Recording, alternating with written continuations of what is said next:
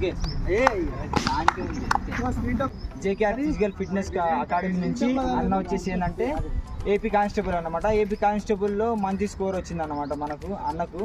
దాంతోపాటు మన ఒపీనియన్ ఎలా ఉంది, అన్న ఎక్స్పీరియన్స్ ఎలా ఉంది ఒకసారి తెలుసుకుందాం. ఓకేనా, ఒకసారి చెప్పండి అన్న, మీ ఎక్స్పీరియన్స్ ఎలా ఉంది? మీకు ట్రైనింగ్ తీసుకోవడం వల్ల మీకు బెనిఫిట్? నేను కుమారన్న దగ్గర జాయిన్ అయినప్పటి నుంచి నాకు చాలా ట్రైనింగ్ ఇచ్చాడన్న.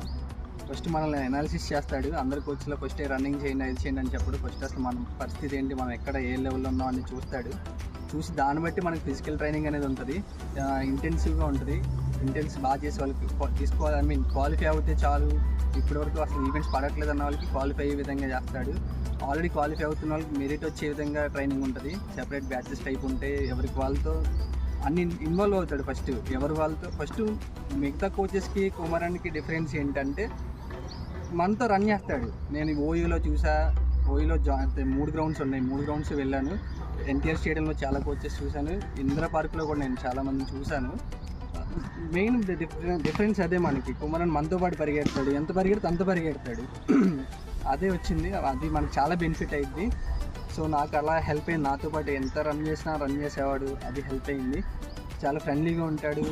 ఎప్పుడైనా ఏ టైం అయినా గ్రౌండ్ అంటే గ్రౌండ్లానే ఉంటుంది. అలా ఉంటుంది అనమాట. నాకు చాలా హెల్ప్ చేశాడు అట్లా. అసలు నేను పడిద్దా లేదా అనుకున్నా, అంటే క్వాలిఫై అయితే అవుతాను, మెరిట్ వచ్చిద్దా లేదా అనుకున్నా.